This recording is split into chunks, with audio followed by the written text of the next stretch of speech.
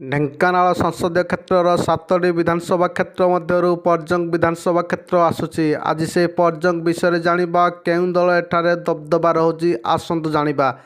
ତେବେ ଦୀର୍ଘ 15 ବର୍ଷ ଧରି ଏହି ଆସନରୁ ବିଜେଡି ଟାଣୁଆ ନେତା ଡକ୍ଟର ନରସିଂହ ଚରଣ ସାହୁ ଏଠାରେ ଲଗାତାର ବିଜୟ ଲାଭ କରି ଆସିଛନ୍ତି ଏବଂ ଖୁବ୍ ସୁଦୃଢ଼ ଭାବରେ ଏହା ବିଜେଡିର ଗଡ଼ ରହି ଆସୁଅଛି। ଡକ୍ଟର ନରସିଂହ ଚରଣ ସାହୁଙ୍କଠାରୁ ଖୁବ୍ କମ୍ ପରିମାଣରେ ହାରିଛନ୍ତି ବିଭୂତିଭୂଷଣ ପ୍ରଧାନ। ତେବେ ଚାଲନ୍ତୁ ଜାଣିବା ତିନୋଟି ନିର୍ବାଚନର ଫଳାଫଳ ଉପରେ। ଆମେ ଯଦି 2009 ନିର୍ବାଚନ ଦେଖିବା ତେବେ ବିଜେଡିକୁ 48,131ଟି ଭୋଟ ମିଳିଥିବା ବେଳେ ବିଭୂତିଭୂଷଣ ପ୍ରଧାନଙ୍କୁ 42,983ଟି ଭୋଟ ପାଇଥିଲେ। ସେହିପରି 2014 କଥା ଯଦି କହିବା ବିଜେଡିକୁ 60,523ଟି ମିଳିଥିବା ବେଳେ 57,431ଟି ଭୋଟ ବିଜେପିକୁ ମିଳିଥିଲା।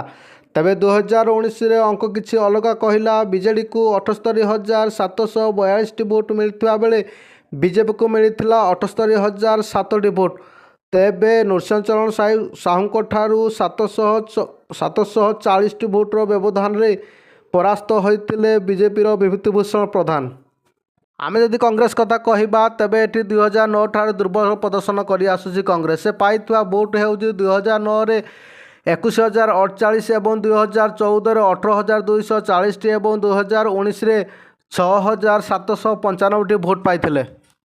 ତେବେ ଏସବୁକୁ ଦେଖିଲେ ପର୍ଜଙ୍ଗ କାହାର ବାଜିମାତ ହେଉଛି ତାହା କହିହେବ ନାହିଁ। 19-20ର ଫରକ ରହୁଛି। ଏଥର ପଦ୍ମ ଫୁଟିବ ନା ଶଙ୍ଖ ପୁଣି ଥରେ ବାଜିବ ତାହା ନିର୍ବାଚନ ପରେ ଜଣା।